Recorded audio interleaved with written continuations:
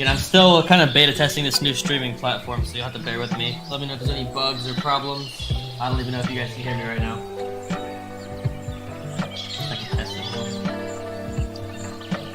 I think the mic's going through. What's up, Wally Machi? Dude, GRM. It looks like it should be Mr. G, but it's like GRM. It gets me every time. Anyways, welcome. What's up, Plaza? Happy Sunday, brother.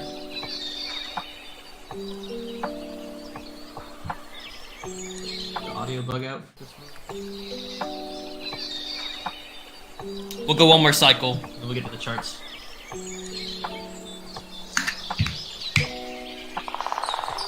I'm gonna try music on the stream today, but I've never been able to get music working either with StreamYard for some reason. I don't know what it is. I can like add music files, but I don't know. It makes no sense. Just let me stream music. What?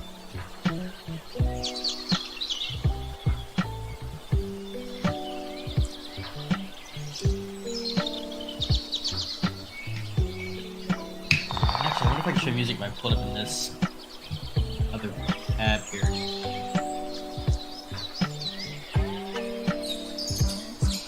Let's see here. What kind of music? What kind of music? Maybe some Zelda lo-fi. Be down for that.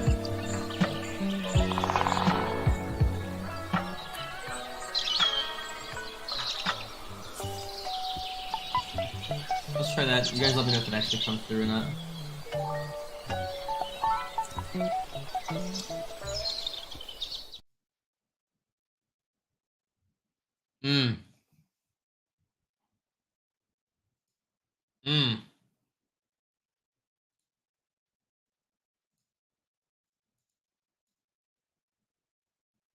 Oh my gosh, the music's not coming through. Lame. That's a StreamYard L right there. Oh well. We tried it. What's up, Zach? What's up, Tommy? Suli? Morning, Leo. What's up, Creasy? Market been quiet on the weekends. Yeah. Man, Arthur Hayes said a bank was gonna fail this weekend, and here we are. Ain't shit happening. What a scam, man. Oh, a road trip across the Midwest. I'm jealous, dude. That sounds awesome. Morning, Andrew. Is Hunter worth watching? That's kind of an asinine question there, my friend. Of course it is worth watching. I mean, if you don't like fantasy, you might not like. If you're only like an only sports kind of guy, then I don't know, you might not watch it. But if you can expand your imagination a little bit, get through the first, dozen or so episodes, I mean, it's a masterpiece. Someone got fished. Nah. No, nobody got fished. If you go look at the transaction. Let's find all the buys. Here's all the buys. Must be around here somewhere. 130, 130, 130. Oh, I missed it. Hold on. It wasn't that long ago. It was like 4 or 5 hours.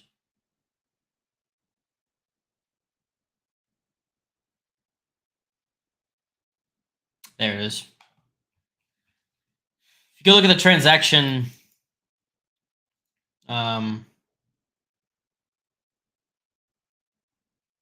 we'll have to do this way. Okay,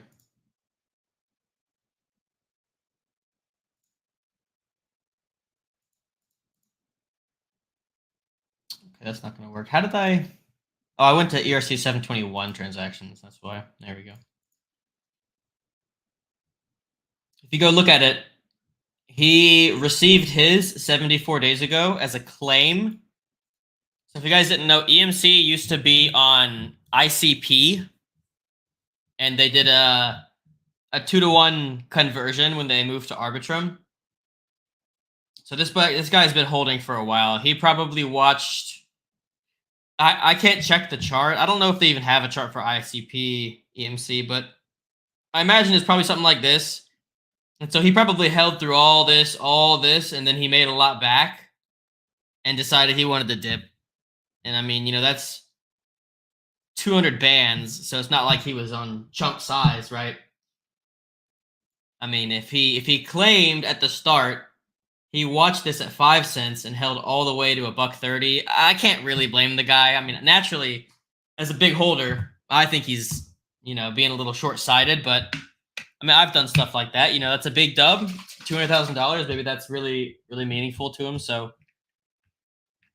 power to him, I guess. And if you look at the claim contract, there's still a bunch of people that haven't even claimed yet.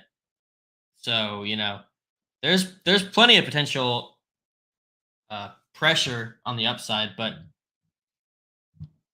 nothing. Most people seem to have really small claims.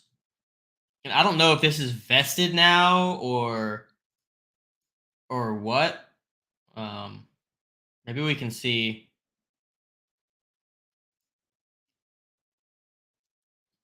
There's another claim. I'm not sure, but no, I don't think he got fished.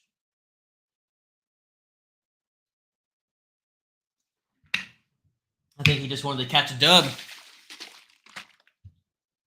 And honestly, power to him. I mean, that makes for a. Some people say he ruined the chart. I mean, I don't see how he ruined the chart. I mean, this didn't ruin the chart. This was 30 cents to 10 cents. I mean, this daily candle went from 40 cents all the way down to 20 cents. Like, does this look like a ruined chart to you guys?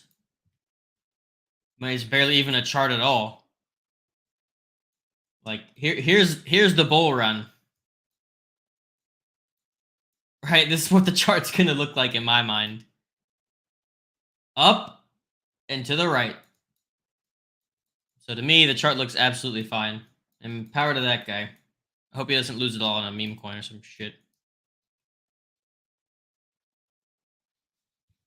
What's up, Shiv?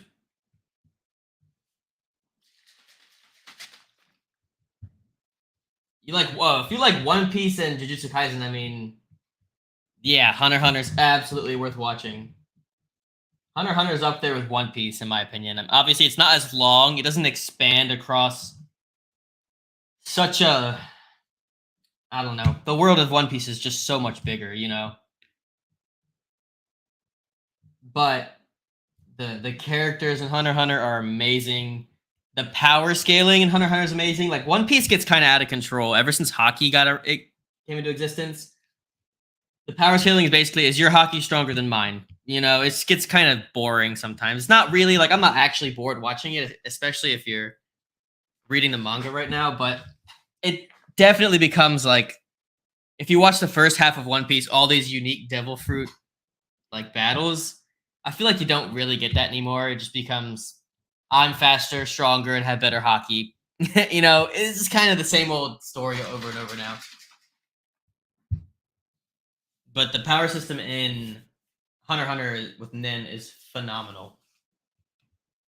10 out of 10. 10 out of 10. Naruto's still the GOAT. Naruto's solid. I give Naruto 7 out of 10 overall. Like, it's definitely got some slogs where it's like a real bitch to get through, especially if you're watching filler. And then the ending just also kind of suffers of just like, my jutsu's bigger and stronger than yours. Well, no. Haha, you didn't know I had this jutsu. And then that guy didn't know that this guy had this jutsu. It just gets like... You can tell the writers just kind of got over their own writings. But Naruto's solid. It's solid, especially if you watch as a kid. You get that nostalgia factor going. Naruto is solid. It's the first manga or anime that I ever finished, and I was very sad when it ended, even though it kind of went to shit. VEC has the best chart in crypto, RN. I don't know about that. It does look very good, though. You have that classic, really strong move off the launch. About a 40% pullback. Little bounce up, trying to Adam and Eve kind of bottom. I think we definitely want to see a move up, though, by the middle of February. Like, We really don't want to start this new trend of lower lows and lower highs. That would be kind of gross. You know, if you lose 30, it's kind of looking a little bit rough. But for now, yeah, this looks really good. You have the big move up, about a 50% retrace, higher low. You pushed up to the 61.8 fib, I'm guessing. I haven't actually checked, but that's what it looks like. Oh, pushed up to the 786 even. Now you got a higher low. So it looks really solid. And the whole structure of this project is very enticing to me, especially if you're looking for some like kind of Ponzi exposure. Not the bungee gum quote. If you wanted to get in the P's, where would you get in? I mean, you kind of just missed your big dip, to be honest.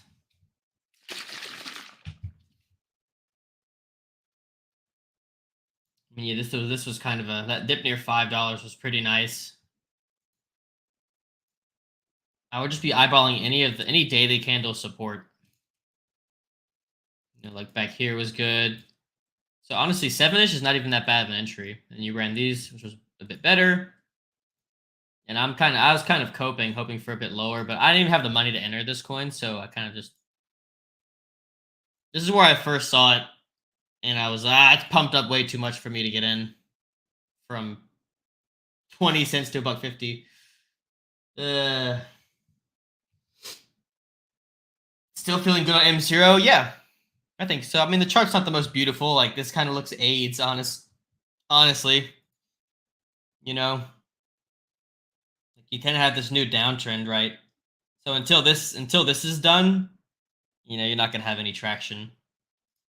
But, you know, I first bought back here on, like, risk to zero. So I wasn't really buying a good chart. You know, I was more buying a project that I think has potential during this bull market. So, you know, if you're just buying a chart, I wouldn't say this is the best chart by any means.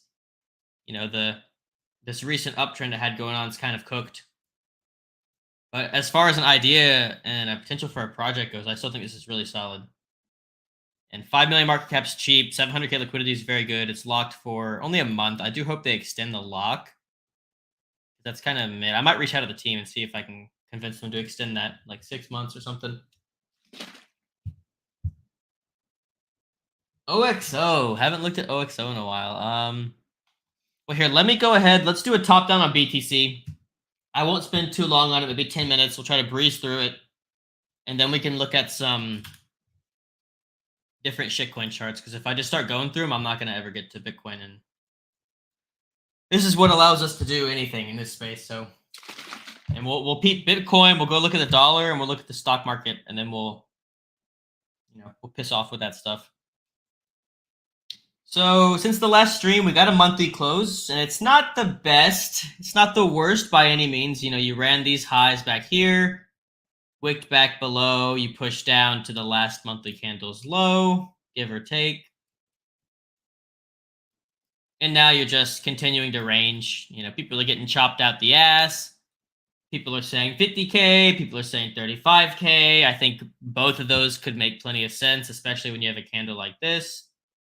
I mean, I think it's kind of pointless to try and be a hero and say, you know, this is for sure happening. Oh, this is for sure happening. Oh, like, you just make yourself look like a clown, which I've done plenty of times. You know, everyone wants to shoot their shot every now and then, but I think, you know, it could go either way here. I mean, it's kind of silly to think otherwise.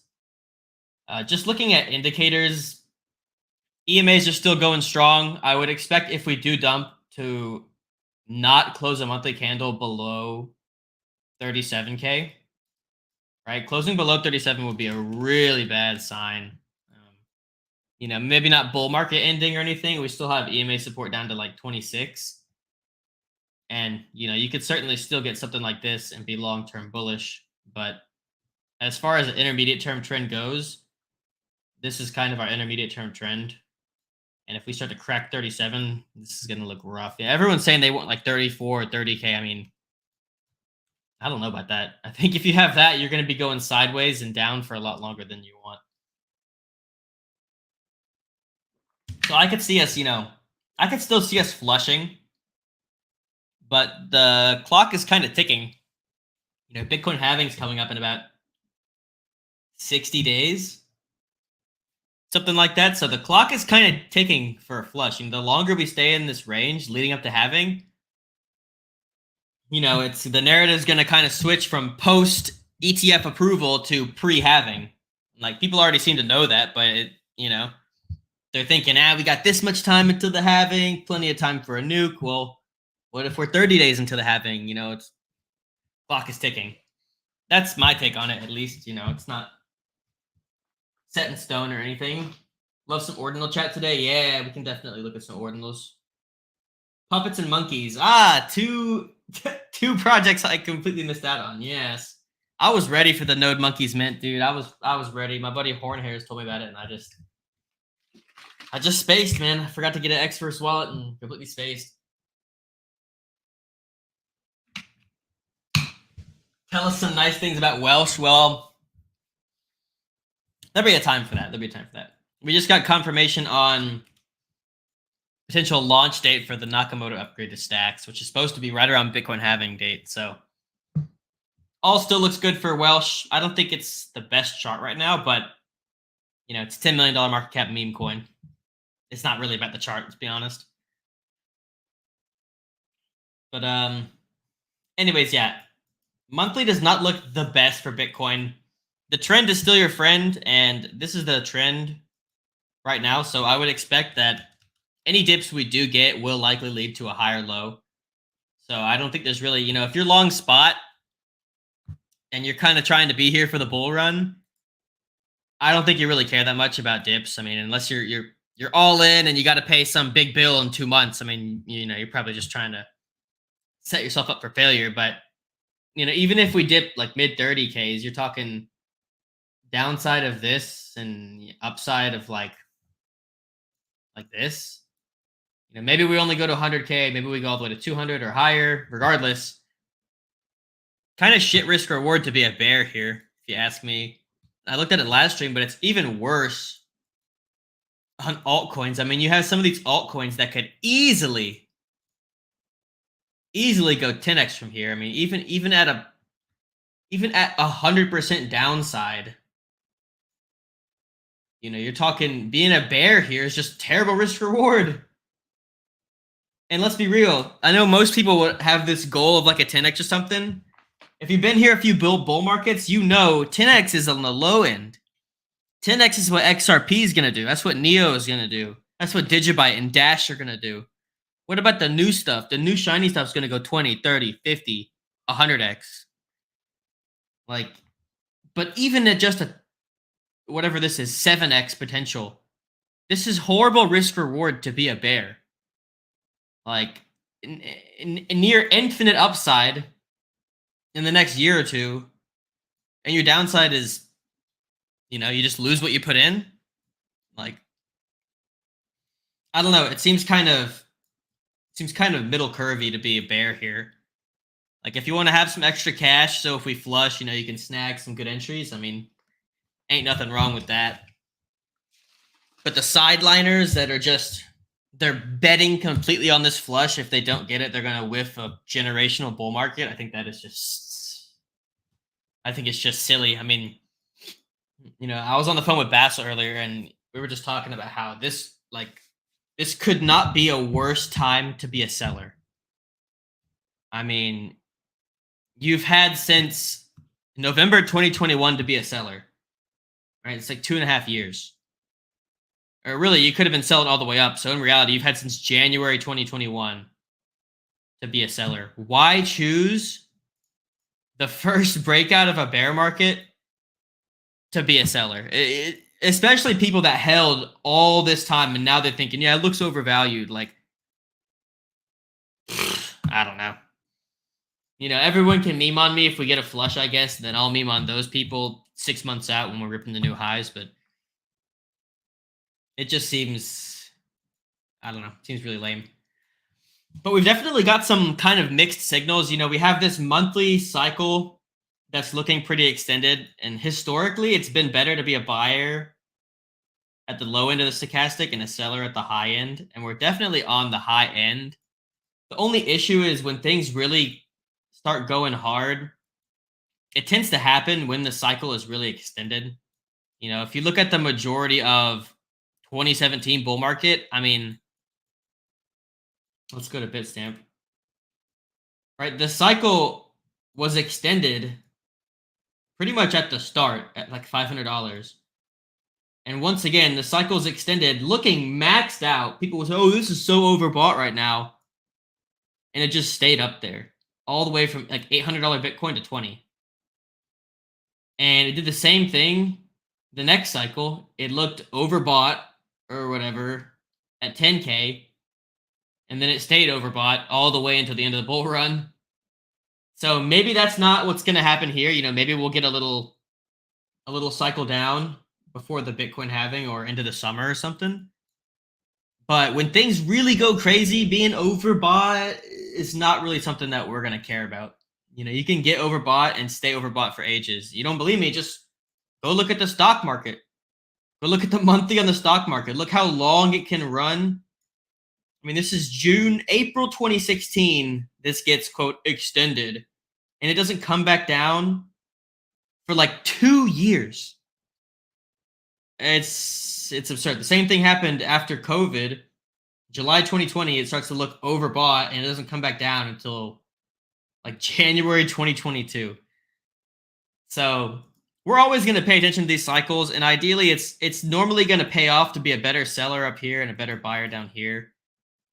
But it's not going to be the end-all decision for us by any means.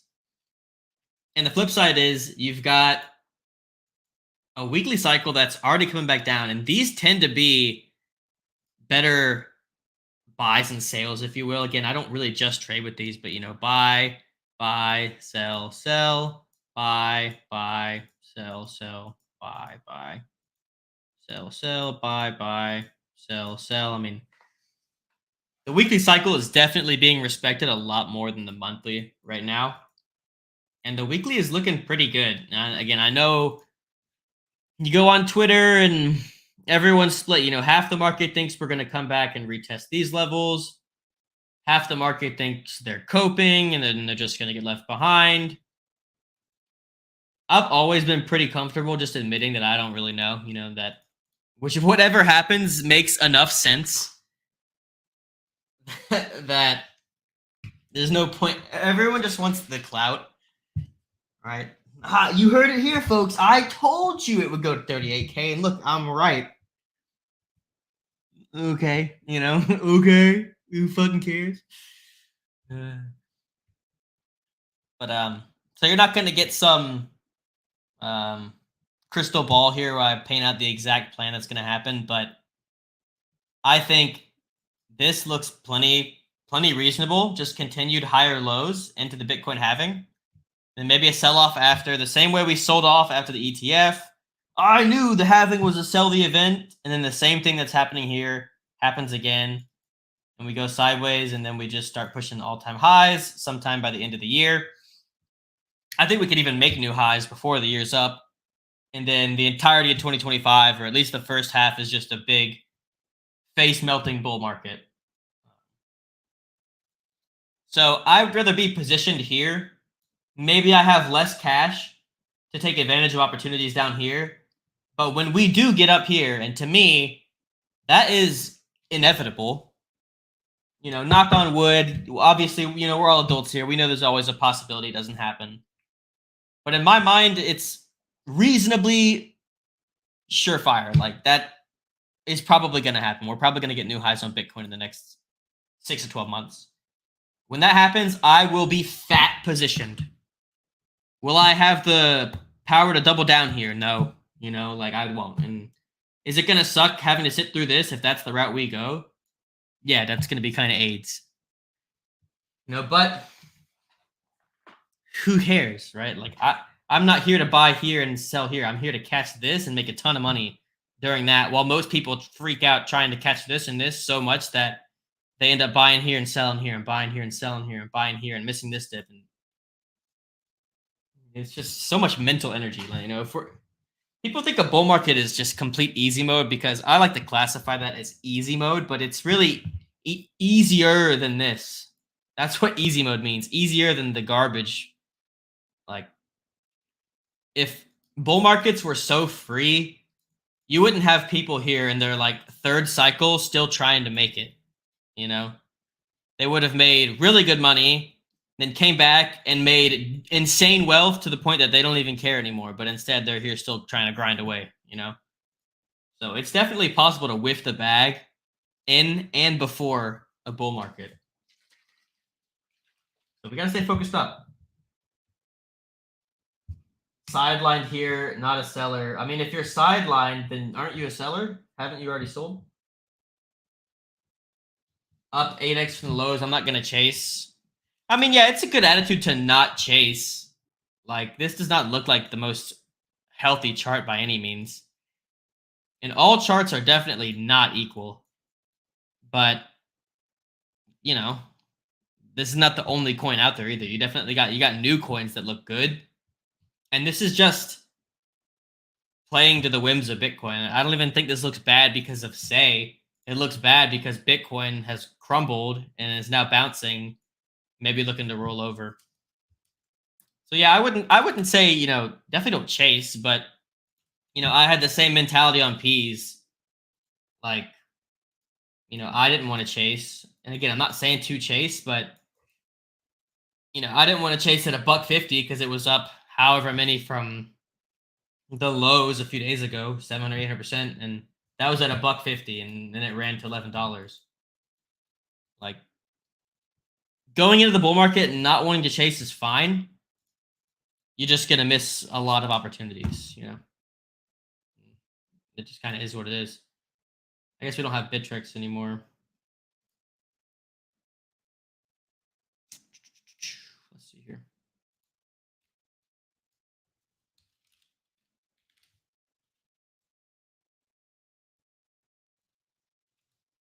Like,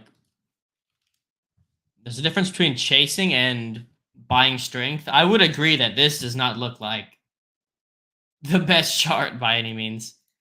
But, you know, if you get some kind of breakout of this structure, it just looks healthy. You know what I mean? So, anyways. Overbought is basically a bull market. I mean, yeah, it's, you know, like you go look at the Nasdaq right now. I mean, the weekly was overbought on the breakout, and it's ran like 2,000 points since then. And then you look at the monthly, and it just stays overbought. You know, it just stays from, you know, middle of 2016, the entire uptrend. Stochastics, RSIs, all that stuff is going to be overbought from the get-go. But, you know, all you got to focus on during that is following the daily trend. You know, like the monthly is good for big picture cycles, but for intermediate term, the daily is what you're really going to want to play, right? Buying low dips here, trimming on the rips here. Right? You know, and if you're doing that, you're going to have a pretty good time.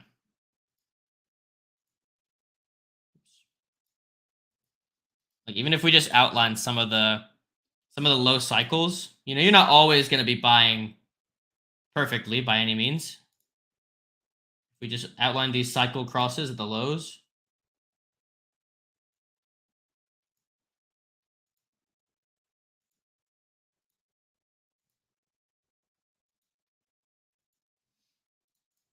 And then you outline the peaks.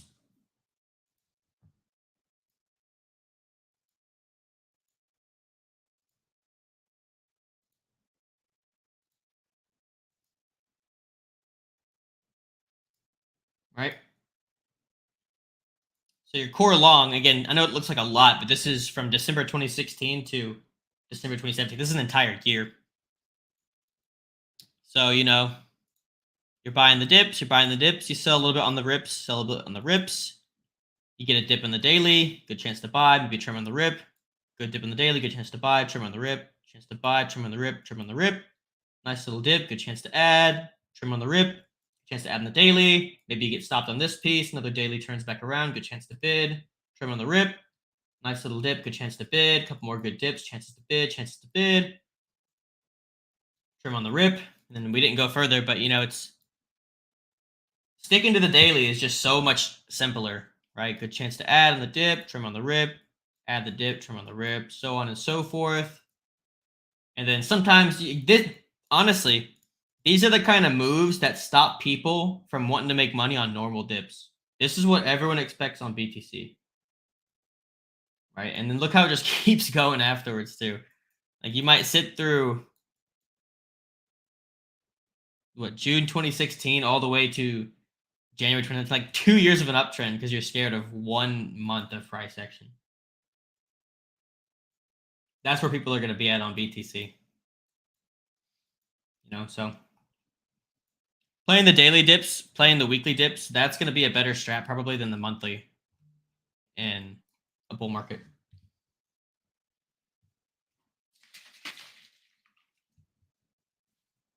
What are your thoughts on safe upcoming cycle? I don't have a bag. No, I don't really trade much of the high cap stuff. I think it's all already overvalued. Thus that it's kind of hard for me to form a like valuation thesis around it. Like if I have something at $10 million market cap and you know, you've seen competitors that are less impressive than it hit $1 billion last cycle, it gives you a nice runway thesis for, okay, well, if my coin or project is better than this one, and last cycle this one hit this much, then it gives me a good idea of where this one might go. But this is already like a couple $1 billion. And do I think it's as good? Like, what else is there to compare with that to Ethereum or maybe Cardano? So, no, I think the tech is fine. I mean, let me guess, it's fast and it's cheap, right? That's probably the thing. Like we've seen that for so long. There's so many projects out there that are fast and cheap. All that really matters is it's strong. There's clearly a lot of money interested in it. So, you know, if Bitcoin can hold around where it is now, then this is probably a good dip to be getting in on. And if you want to play it a little bit safer, you just wait until this little kind of downtrend is over. You know, maybe it goes lower first, and then you get a new trend over here. That's a good dip to buy.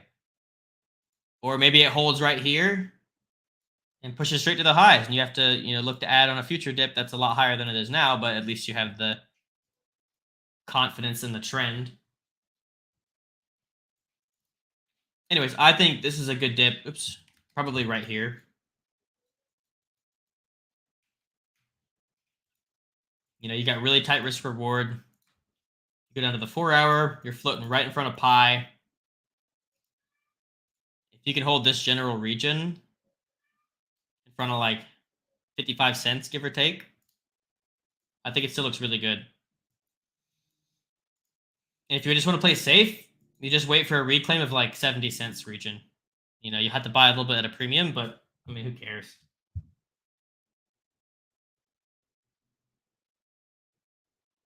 Would be surprised if we spent a day or two sub 30K. I'd be willing to bet like 20 grand that we do not go below 30K ever again.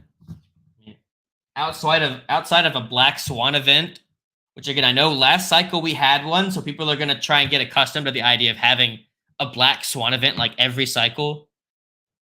Yeah, that shit is like once or twice a lifetime kind of thing. Like there's a good chance that we don't see a black swan event this cycle.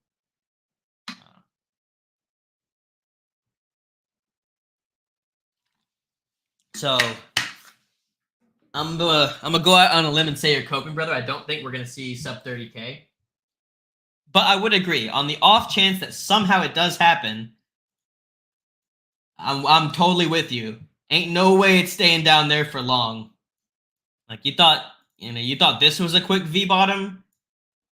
I mean, it'll be a January 2018 kind of V bottom.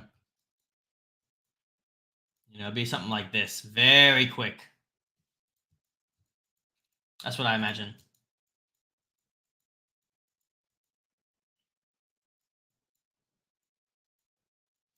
And my biggest issue with the 30, like 30, 35K theory is if this is not healthy consolidation and we're going to go down, I mean, it's probably not just going to do this. You know, it's probably going to spend a long time sideways down here, and people who are bored now are going to be retardedly bored down there. They think they're just going to buy and then hold until the end of the bull run. Like, no, you're going to buy here and you're going to sell for like a $5 profit a month later because you're going to be bored and convince yourself we're going lower.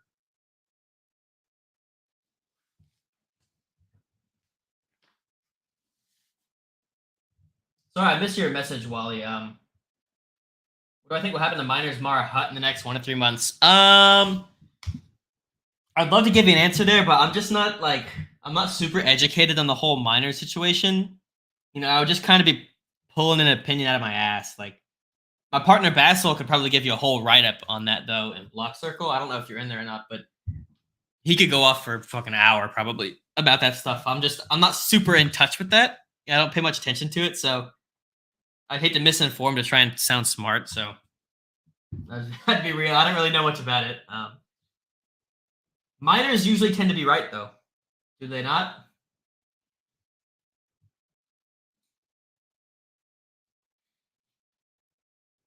People tend to treat COVID dip like normal price action. I mean, it was literally the worst stock market crash in like 100 years or something. I mean, like, you know, maybe it wasn't worse than 2008 overall, but given how fast it dropped so hard, you know, in the span of like 3 weeks, global stock markets being down 30 to 40%. You go look at the European stock markets and the Asian stock markets, even worse.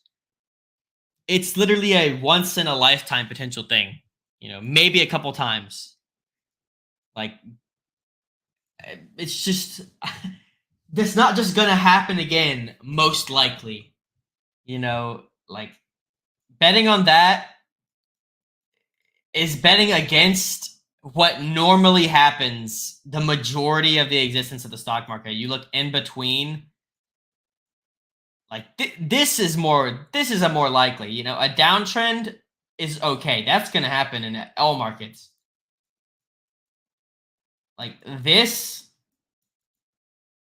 is very rare.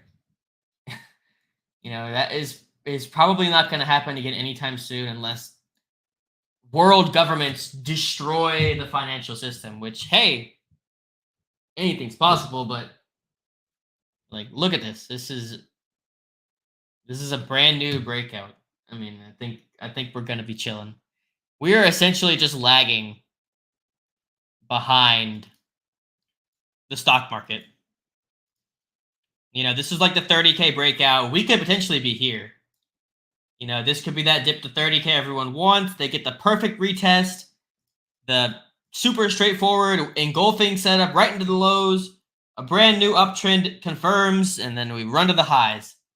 This is the perfect setup. And if we get that, I'll be very, very happy because this is very easy to trade. You know, you just get out of the way. Like if we're in this kind of moment here, and I've been telling people in Blockcircle this, guys, if you just want to be safe, trade the 4-hour chart. If you're nervous that you don't want to miss out on a move to this, but you don't want to get crushed by a move to this, it's okay to sit out as long as you're willing to hop back in when the chart gives you a go. You know, saying you're going to be sidelines until we hit X value is silly. You know, but if you just want to trade the trends, you know, you want to be long here and then not long here, that makes sense. And then you want to re-long and re-exit and re-long and add more and add more and add more, you know, that is fine. I just wouldn't pick some random value that has to be hit before we're going to go up. Ooh, I'm just now noticing, look at this perfect hold of pi on the daily. I mean, that is free money. I got to start swinging stocks, dude. Just kidding. Can we check out stacks? Yes. We're definitely going to look at stacks. But this is the same idea on BTC. Like, if you want to make sure you're in, if we go up from here, then just, stay involved on these like 4-hour trends. Right now, unless we lose like 41.5, we're still chilling. And if we make a lower high here and a lower low, you can just cut until we reclaim 44 and just chill out. You ain't gotta scalp every move or anything like that. When did ETF news launch? ETF news? You mean the actual ETF launched or confirmed the 11th? And they first started talking about an ETF. I mean, they've been talking about it for ages, but they really started talking about it in like May, June. Something like that. At least half of it retraces. I mean, that's what I think the majority of the market kind of expects at this point. And I think it makes enough sense, right? I think a 50 to 61.8% retrace would be very healthy. And right now you have the previous uptrend is kind of cooked. This move lower, and we might make a lower high and then nuke out for a bit. I think this makes as much sense as making higher lows here and just moving up into the halving. I think both of these make equal sense. And both sides think the other side is crazy.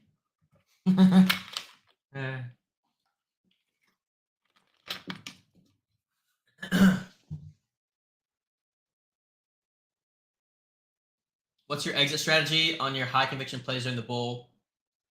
Hold till the end, or do you set TP levels? Definitely hold a portion until the end. I won't do a whole spiel. People that were here for my last one are probably about to close their charts, but oh, excuse me, sorry. Couldn't mute my mic fast enough there. Let me pop in a pouch here real quick.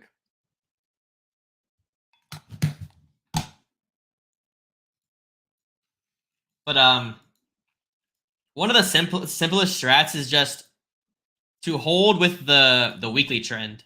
And it doesn't mean hold everything. Like, you can take profits when you want as long as you're trailing out a piece of it. So, you got this new uptrend. Right, here's your previous downtrend, something like this, whatever. Let's say you're in from, the breakout or something like here, right? So you're in from 25 cents. You take some profits at maybe 50. Let's say you're playing super safe. You cut half at 50 cents.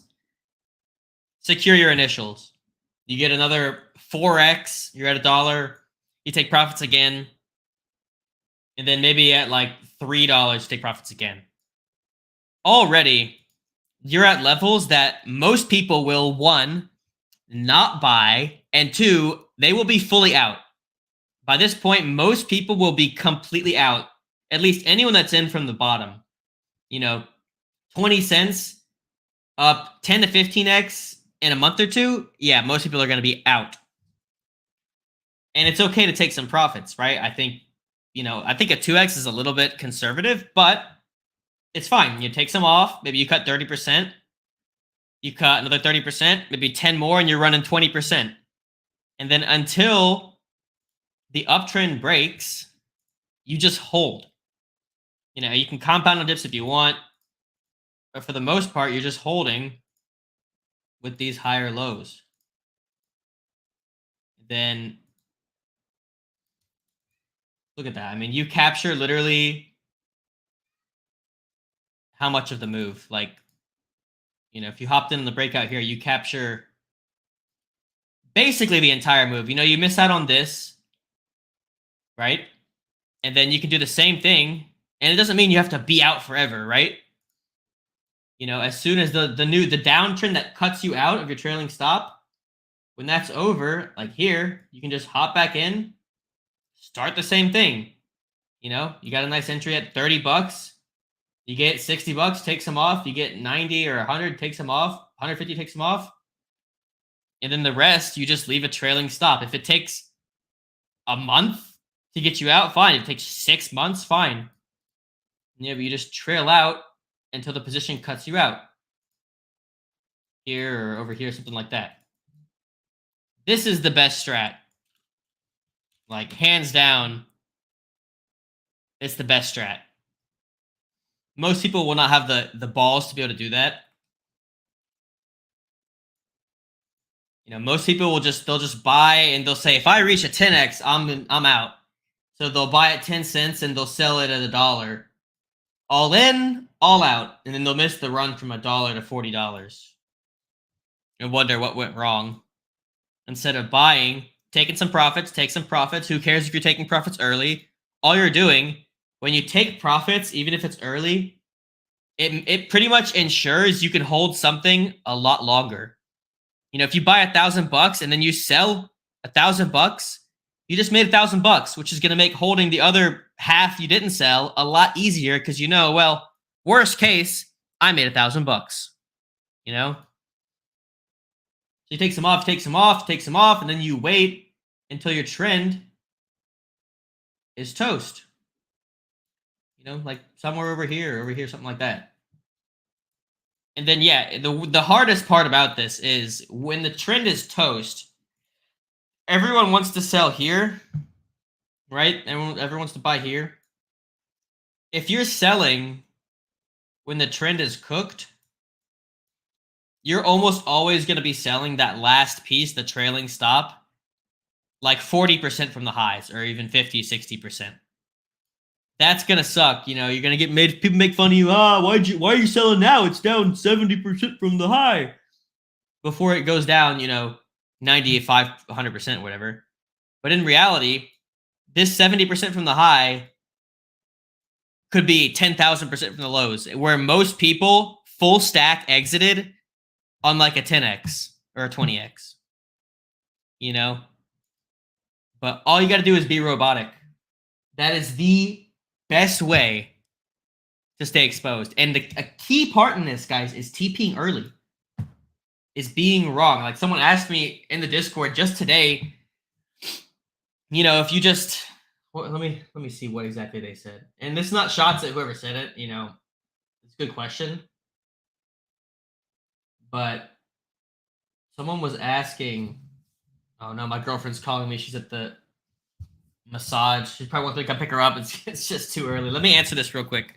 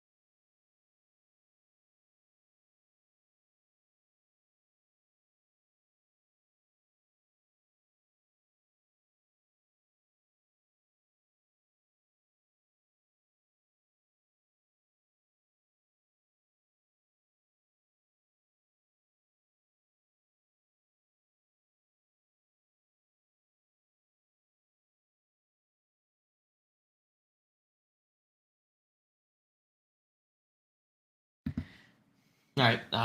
Sorry about that. We had just an unfortunate little scheduling mix-up with my girlfriend. I don't know why she tries to schedule things on Sundays, but anyway, someone had asked me in the chat,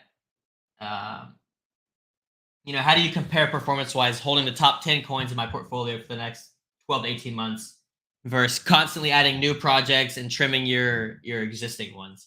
And the fact is, the most profitable trades of this cycle, hands down, is going to have been buying some shitcoin in here, not selling any of it until Bitcoin has done this and rolls over. That is hands down the most profitable that you can do. Like, something will have gone thousands of X's from the bottom. Hands down. Like, there's very little chance of me rotating out of existing coins into new stuff and outperforming just holding. But that is also banking on this happening, which it, in my opinion, has a very good chance of happening. But if it doesn't, the rotators are going to be glad they rotated, you know? And, you know, very lucky rotators will hit a 10x, rotate, hit a 10x, rotate, hit a 10x, and then, like, compounded is going to be a lot more. This is a very, very small minority. Most people hit a 10x, rotate, this goes 100x, this goes like a 2x, and then rugs, and they lose what they had originally. That is the majority of cases, you know? So, yeah, anyways. So, yeah, my exit strategy is basically just TP enough on the way up. Like Fidum, you know, I'm still up like 50x on this from when it was block bank, but I'm only rocking maybe 35 to 40% of my original size, which if this runs to my, you know, my targets of billions, you're talking about another 20 to 50x from here. It's going to seem like, why wouldn't you just hold all of it, man? You knew we were going to get into a big bull market. Well, sure, but you know, that's all going to be hindsight. Once we've gone through the bull market and it's confirmed to have A, happened, and B, been insane, then it's going to be so easy to look back with hindsight and be like, I knew I should have just held these 4 projects and not sold any. You know, it's just hindsight. But most people are not going to be able to hold up 300, 500, or 1,000x and do nothing. The risks are just too high. Unless you already have $10 million in the bank and you can afford to do it, normal people, and even people like me, I'm definitely living above average means. You know, I've got more money than a lot of people. But even I'm not going to hold a position from $20,000 to $50 million without taking profits. Like, it's much easier to hold up a bajillion X if you take some along the way. As long as you don't just decide at some random point, this is no way this can go higher. I'm full stacking. And, you know, I've already exited probably 30 projects in the past year that I thought looked bad, and so I exited completely. And there's a good chance by the end of the cycle, like OXO, for example, you know, OXO could run to $10 and I'll look retarded. And that's, you know, that's all part of the game, right? Like, it just is what it is. So the best thing to do is always trail something out, even if it's just 5% of your original position. Don't P&L trade. P&L trading is one of the worst things you can do. You are trading the charts. You're not trading some mental constriction you've put on it where I've gone from $1,000 to 100,000. No way this can go higher. Yeah, it can. It's the same mindset of, damn, this has gone from $1 to 20 cents. No way it can go lower, and it bottoms at like 2 cents. It's the same mindset. So, anyways, that's enough on that. Trailing stop. It's the most powerful thing in a bull market.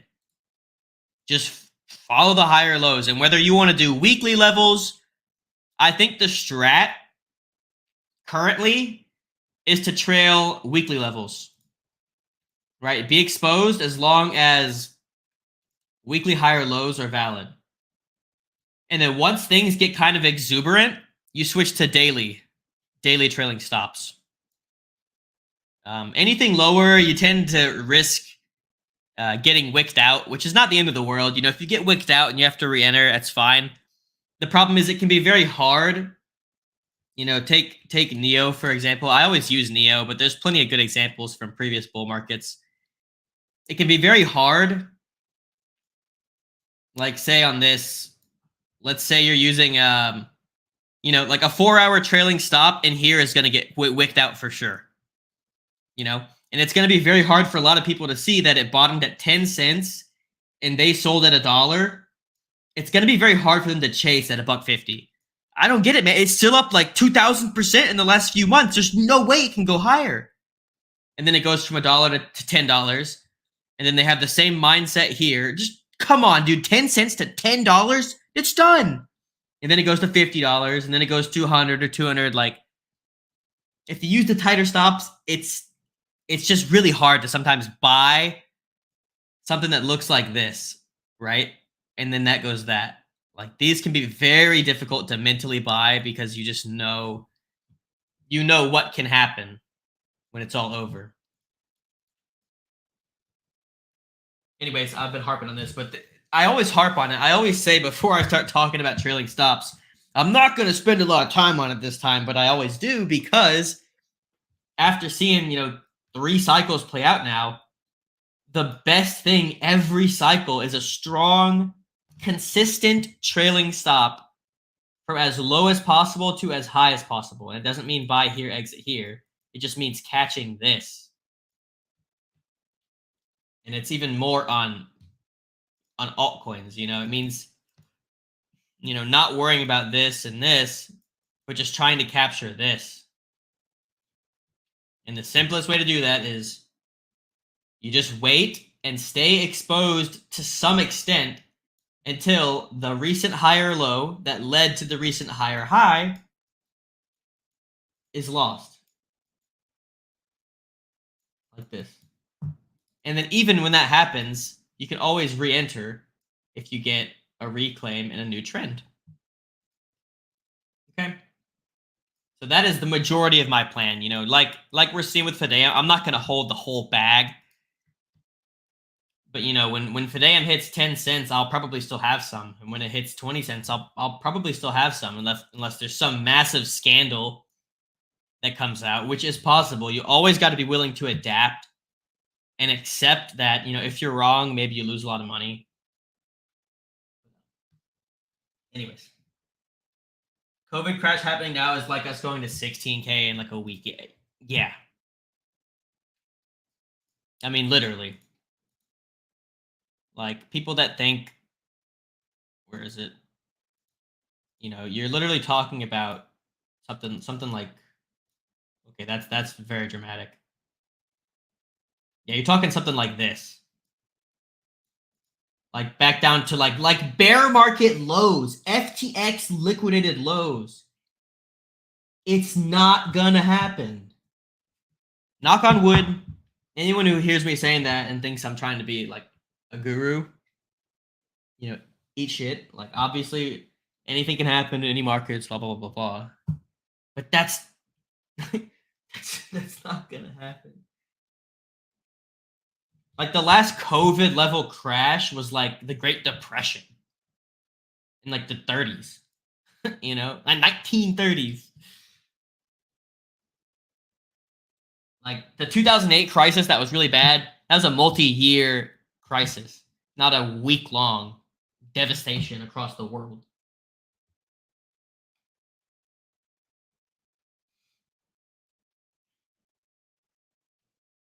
Please swing SPY, dude. I don't want to touch this shit, man. I will. If crypto goes to shit and it ends up crypto is like outlawed and, you know, it somehow comes that I can't actually invest in crypto legally without going to prison, I'll trade this shit. You know, I don't want to, but I mean, you know, I will. My trading model works. My trading model was born in the stock market and equity, you know, equities, fixed income, all that crap. I just don't really want to. I like being able to invest in like at the bottom floor. It's so hard to invest at the bottom floor in equities unless you're like a well-known accredited investor, which I am not. Thank you for covering stacks. We'll definitely cover stacks, like an actual top-down in a minute here. Also, one thing we really want to see is the dollar to roll over. every strong bull market in crypto has been accompanied by a big dump in the US dollar. And so we really want to see this make a lower high either up here or somewhere in here. Once this rolls over, we're golden again. But if this turns into some big accumulation, I mean, things might get pretty rough. You know, if this sends up here, it might get kind of rough for crypto for a bit. And it's possible. I hope it doesn't happen, but it might. Want to add to my KonCoin bag. Does it make sense to look at the chart? As the market cap is so small, what advice could be a nice entry? I mean, that's tough, dude. Like, you know, you basically have watched it go, you know, like this, sat here for like 8 months and decide now you want to add. I'm not trying to hate or anything, but the time to add was obviously as it went sideways for 8 months. You know, if you want to add here, you're praying for a dip, which historically, this project has seen many dips. So there's a pretty good chance it'll dip again, probably back under 4 cents. You know, if you want to, you know, the safest bet is to wait. If you get it, you get it, and you can add. I think adding anything under 4.5 cents is probably going to be free money. But, you know, you might only get a shallow dip under 5. So, I don't know, you know. The time to add has kind of passed, but it's also 3 million. You know, the main competitors for this are 100 million plus, so do with that what you will. What'll be more common in your opinion, selling too early or not selling at all and riding a full bear market, losing almost all? What's more common?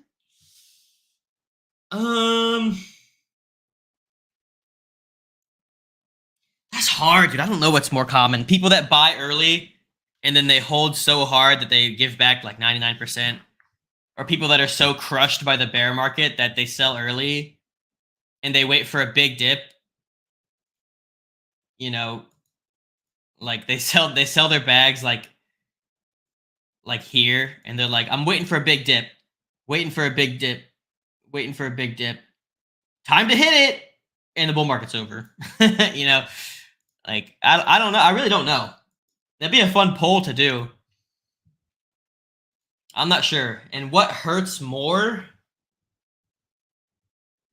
It definitely hurts more to hold too long, for sure. Because if you hold too long, you know, if you're in here and you make a ton of money, and then you give all of it back, and you finally sell at break even or a loss, you still have to sit through this. You know, if you sell too early, at least you made money. It'll hurt during this for sure. And I've gone back and forth for years on what hurts more, selling too early or selling too late. And honestly, I still don't know. I think selling too late though definitely hurts more.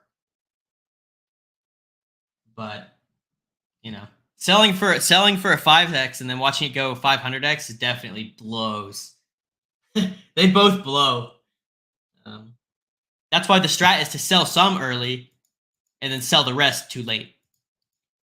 You know, because then your average is probably going to be pretty decent. You know, assuming you're in from somewhere back here. The real goal is just to be accumulating in here and then selling up here instead of trying to buy here and sell here. Just catch this. That's the strat. Except you will underperform the buy and holders, and you'll also outperform the guys that are trying to like perfectly buy here, sell here, buy here, sell here, buy here, sell here. Like those people just don't really exist. A very small minority are going to nail that. 200 weekly EMAs crossing bullish with 100 for the first time in Bitcoin's history. Probably nothing. Yeah, I don't really keep track of that stuff too much. But you know, historically, we're literally running the same bag back over and over. I mean, people are just fading this. Like, why are you fading this? Bears, what is wrong with you? You know, here's your downside. Here's your upside. Like, it's just horrible, horrible, horrible, horrible.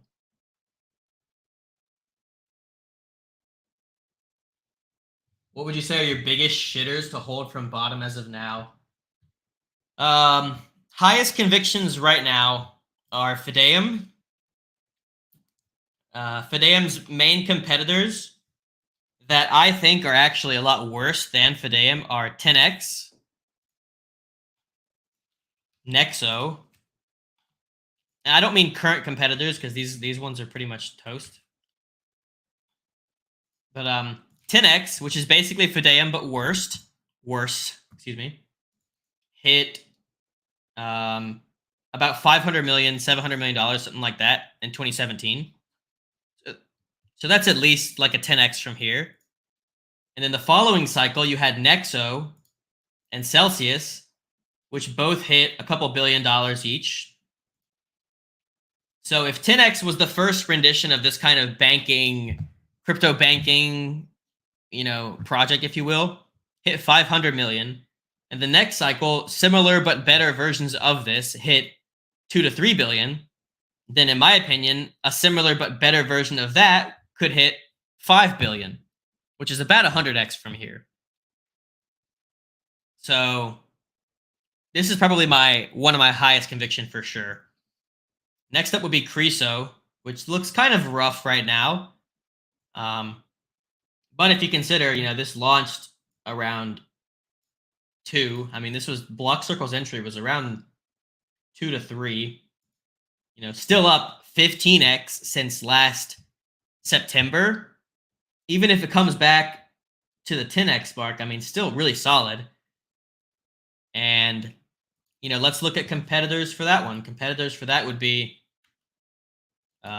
Trust Wallet, which is not even using ERC 4337. So, again, in my opinion, a worse version of Ceso, if Ceso can actually do what they say they will. And that hit $1 billion during a bear market, even not even in the bull market, hit $1 billion. So assuming this can develop to be even better than that, I mean, you're talking about what, a 30x from here at least. So that's one of my favorites. Next up is probably EMC. This is basically a beta play to NVIDIA. And if you guys know NVIDIA, which most people probably know NVIDIA, it's arguably the strongest chart in the entire world right now. And it's a company that is hoarding and producing maybe the most coveted used piece of equipment in the world, graphics cards, during an era, AI, that needs graphics card power more than ever. This is probably the best asset in the world. And EMC is essentially a beta play to that. This is a real-world asset, tradable version of GPU power. So this is definitely one of my favorites, and people are going to freak about this, even though this will never exist because this is designed to be deflationary. This is really about, I don't know, 300 million or something. And this is what, I don't know, trillions or something. Like, this is absurd. So I would wager this goes at least 20x from here in the next year or two. Maybe upwards of 50. So that's another very high conviction play for me. So that's top 3, Fidum, Ceso, EMC. Next one, probably Dog. And, might confuse some people. I did cut half my size here recently, but I'm still, heavy 6 figures into this one. I think this is going to be a monstrous play, as this is basically ownership of the actual Doge NFT. Because I guarantee you, when normies come in again, what they're going to buy more than anything is Dogecoin. Guarantee it. This will be what most people want to buy is Dogecoin. Because they saw it go from a 1/10 of a cent to 70 cents, and they're going to say it's going to go to $10 this time. To me, Dog is just a better version of Doge. I'm not going to give the whole spiel on it right now, but the real long-term chart for Dog looks like this. Come on. So this is one of my highest conviction plays. Definitely a top 5 hold for me. And the new narrative around this is dubbed by cryptopathic provenance coins. So this is definitely one of my highest convictions. So you got Fidum, you got Ceso, EMC, and Dog, and lastly would probably be that's tough. I'm gonna do my last two. The next one's gonna be Welsh, on the thesis that it's the first meme coin on Bitcoin. Most people don't know it because the only chart that goes far back goes to 2023, but this coin has been around since 2022, before any kind of Bitcoin DeFi was even possible. And I believe Stacks will probably be the best L2 for Bitcoin in existence if the Nakamoto upgrade is successful. And being the first meme coin that Bitcoin maximalists can buy, especially Bitcoin guys who saw ETH DeFi go crazy but didn't participate because they were so stubborn, they will buy the first meme coin on Bitcoin because they can feel like, well, it's still Bitcoin. You know, I'm not leaving Bitcoin's environment or whatever. But they can get meme coin exposure. You know, these guys that have watched Dogecoin and Shiba Inu and Bonk go crazy and Pepe, they will be able to buy this and stay on Bitcoin's tech, you know? So I think Welsh could be easily, you know, a 100x play from here. But my other this is not really, I wouldn't say this is a safe bet by any means. This is a very high risk, high reward play. I think Ampleforth is a really, I don't know about low risk, a medium risk, high reward investment. Again, I don't have time to go into super heavy details on how this works. You know, if you want more details, we talk about it in Blockcircle, and their YouTube videos are very informative. But essentially, this is a rebasing coin, and they have a new, more stable version of it called Spot.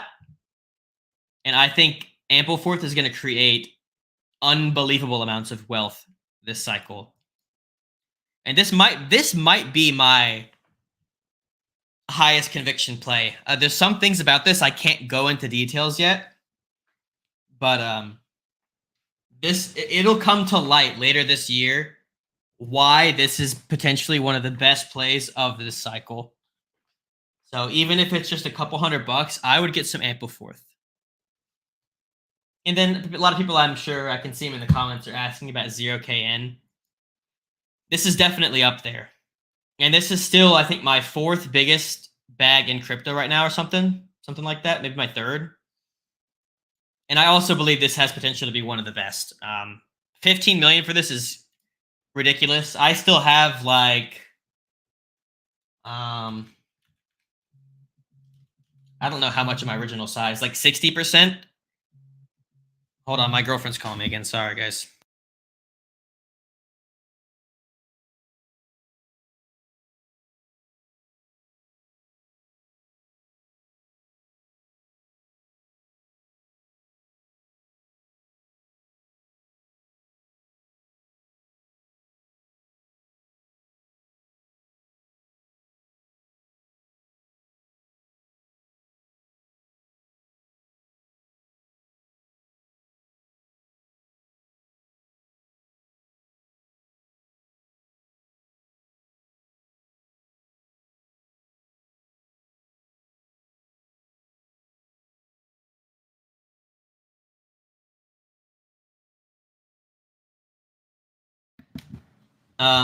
Yeah, 0KN is definitely one of them. So I got a little bit of bad news. My